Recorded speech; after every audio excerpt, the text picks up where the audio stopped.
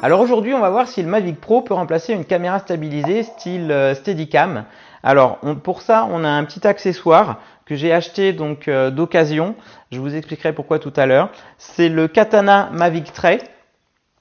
Donc c'est Polar Pro qui fait ça. J'ai choisi moi de prendre une marque Polar Pro. Il y a beaucoup de copies, on va dire, qui sont moins chères, mais qui, à mon sens, sont un peu moins qualitatifs.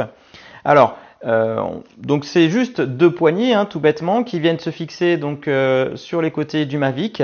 Et ensuite, on a juste à glisser son smartphone pour avoir le retour vidéo. Donc voilà, hop, comme ça. Donc moi ça va jusqu'à la taille d'un iPhone 7 Plus au niveau dimension. Moi, c'est la taille donc de mon smartphone. En revanche, attention, là moi j'ai mon bouton Power On qui est juste à côté donc du retour plastique. Donc si je le déplace un tout petit peu, eh bien on va voir plus tard que ça peut éteindre le smartphone. Donc voilà, à part ça, il vient bien se glisser. La fixation est assez solide, donc on peut l'orienter si on veut. On a deux poignées grip assez intéressantes, une bonne prise en main.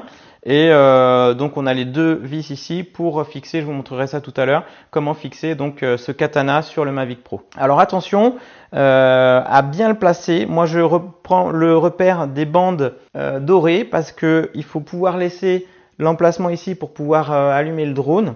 Donc pas mettre le support trop en avant.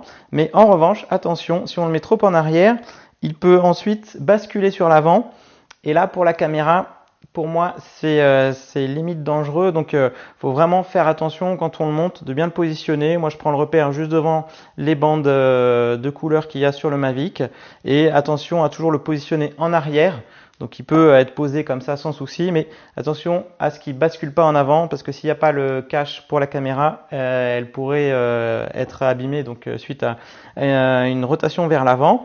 Donc ensuite, on a le smartphone qui est bien fixé. Ça permet donc d'avoir le retour vidéo quand on filme et quand on se déplace. Donc on vient connecter le téléphone au Mavic via le réseau Wi-Fi. Et ensuite, donc on peut avoir toute l'application DJI Go sur le retour d'écran. Alors, on a très peu de possibilités, hein, puisque une fois qu'on est en Wi-Fi, on n'a pas toutes les actions, boutons qu'on peut avoir sur la radiocommande du Mavic. Donc, tout se fait à l'écran. Donc, nous, on a besoin essentiellement de régler les réglages vidéo en fonction donc, de ce qu'on veut filmer. Si on veut filmer en 4K, en 1080, 25 images par seconde, l'exposition, etc. Donc, on a le petit bouton en bas à gauche de l'écran qui sert en fait à basculer entre le mode radiocommande Wi-Fi, c'est-à-dire pouvoir piloter le drone juste avec les deux mains sur l'écran. Moi j'appuie donc une fois dessus pour pouvoir passer sur la gestion de l'inclinaison de la caméra, donc qui permet de, en maintenant le doigt appuyé sur l'écran, si on le glisse vers le haut ou vers le bas, de pouvoir faire bouger donc l'angle de vue pour avoir une inclinaison souhaitée en fonction de la prise de vue qu'on veut. Alors globalement on peut redire que c'est très efficace, la stabilisation se fait bien. Quand on a des mouvements fluides et qu'on ne court pas, la stabilisation du Mavic fait tout à fait son travail. En revanche, c'est vrai qu'à l'usage, je trouve ça très contraignant. C'est-à-dire que pour moi, ça va plus être du dépannage parce que déjà, c'est très compliqué à transporter. Il faut tout démonter parce que ça dans un sac, eh ben, c'est pas très pratique. Donc, on a la caméra aussi qui est sur son support souple. Donc, en position horizontale, ça pose pas de souci. Mais c'est vrai que quand on filme ou quand on se déplace, on a tendance à bouger. Donc, pour moi, c'est pareil. Encore une fois, là, la caméra, il faut faire attention, pas de mouvement trop brusque. Et dès qu'on a fini, bien penser à remettre. Donc moi, c'est ma protection spéciale qui fait les deux, hein, qui la bloque et en même temps qui la protège. Alors pour moi, c'est plus une solution de dépannage qu'un outil vraiment efficace parce que voilà, comme je vous l'ai dit, donc il y a le problème du transport, il y a le problème de la mise en œuvre. Quand on a tout démonté, qu'il faut remonter, ça prend du temps. J'ai des problèmes de connexion Wi-Fi. Parfois, j'ai un écran vert et il faut que je relance l'application, que je relance le drone. Donc bon voilà, c'est pas comme si on avait un Osmo Mobile où hop on le sort, on met son téléphone dessus et on peut filmer tout de suite. Là en plus on a les mouvements latéraux qui sont très bizarres en fait au rendu de l'écran. Dès qu'on bouge comme ça latéralement, la caméra compense un tout petit peu. Du coup ça fait des mouvements pas très nets, pas très fluides. On peut pas cadrer, c'est-à-dire que quand on a un appareil photo, il suffit de le pivoter comme ça.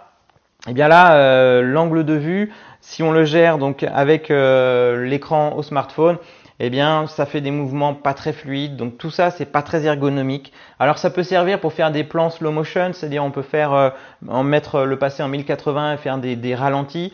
Donc là, effectivement, ça permet de faire voilà, des gros plans et du slow motion sur des petites séquences. Donc pour le mettre, on vient glisser ici le U qui vient se placer donc dessous. Ensuite, on présente les deux poignets qu'on va visser, alors que je visse pas trop fort parce que j'ai pas envie d'endommager le Mavic, et surtout on appuie sur la batterie. Donc il faut le mettre juste en retrait du bouton Power On, sinon on va être embêté pour mettre le Mavic en marche. Et voilà, et je serre pas trop pour pas trop appuyer sur la batterie. En revanche, tout ce qui est en contact avec le Mavic, on est sur des caoutchoucs qui amortissent et donc qui n'endommagent pas la structure du drone. Ensuite, on vient visser le support qui peut être soit vertical, soit légèrement incliné. On vient le visser. Donc les vis sont d'assez bonne qualité. Hein, Polar Pro, c'est quand même de la très bonne qualité. Donc là-dessus, je suis vraiment content. Et ensuite, on vient le fixer comme ça. On vient positionner avec le petit clips. On déroule, hop, et on appuie. Alors en plus, vu qu'on est en retour Wi-Fi, eh bien, on n'a pas la même qualité que quand on est en liaison radio avec la radiocommande. Hein. Le retour sur l'écran du téléphone a souvent des lags, des freezes, donc on a un retour de moins bonne qualité avec un temps de latence plus important. Donc encore une fois, on n'a pas la qualité de retour vidéo qu'on peut avoir avec la radiocommande quand on filme avec le Mavic en l'air. Alors ce support il coûte 50 € quand même, neuf sur Amazon. Donc après peut-être il y a des frais de port, mais voilà, il faut compter minimum 50 €.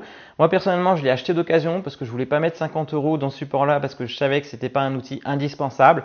Je l'ai touché, je crois, à 30 € grâce à un groupe Facebook. Voilà, quelqu'un qui le vendait d'occasion, certainement parce qu'il s'est rendu compte que c'était plus une activité, un accessoire complémentaire qu'autre chose.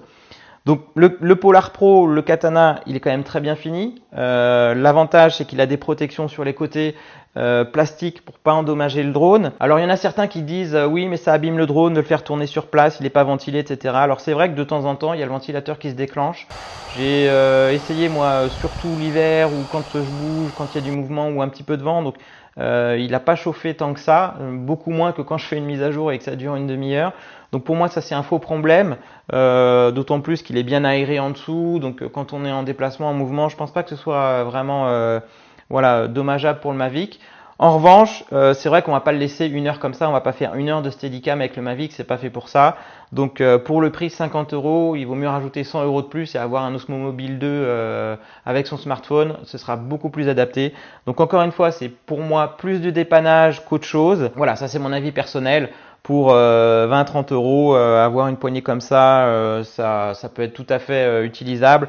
Dépenser plus pour ça, je suis pas persuadé que ce soit vraiment un investissement intéressant. Je pense que quand vous faites de la vidéo, si vous avez un Mavic, un appareil photo, servez-vous des deux, du Mavic, de l'appareil photo. Le Katana, donc ce système-là va venir juste en supplément pour des plans slow motion, voilà, des petites séquences courtes que vous aurez préparées à l'avance. En revanche, c'est pas du tout fait pour de l'instantané et faire une prise de vue comme ça, stabilisée quand vous êtes au sol, parce que ça prend du temps de mise en œuvre. Et encore une fois, j'ai certains bugs, de temps en temps j'ai un écran vert, il faut relancer l'application. Donc tout ça, c'est quand même pas très ergonomique, la mise au point se fait pas très bien. Voilà, donc je vous présente souvent des accessoires que je trouve utiles. Aujourd'hui, c'est un peu l'inverse. Je dirais que si vous êtes posé la question, est-ce que ça vaut le coup d'acheter ça pour me servir de mon Mavic en caméra stabilisée? Je dirais que c'est pas forcément le meilleur investissement. Si vous avez 50 € à perdre, pourquoi pas. L'idéal, c'est de le toucher comme moi je l'ai touché d'occasion à 20 ou 30 €. Là, voilà, ça justifie et pour le nombre de fois où je vais l'utiliser, ça reste cohérent. Maintenant, dépenser plus, je pense qu'il vaut mieux investir dans une vraie gimbal, un vrai stabilisateur, que ce soit l'Osmo Mobile 2 qui vient de sortir, le Smooth Q, et de filmer avec votre téléphone. Si vous avez un téléphone qui a une bonne qualité vidéo, vous aurez des meilleurs rendus, vous pourrez faire des tracking, vous pourrez faire des mouvements beaucoup plus fluides. Voilà, donc là ça vient plus comme ça en option, c'est un plus pour filmer occasionnellement.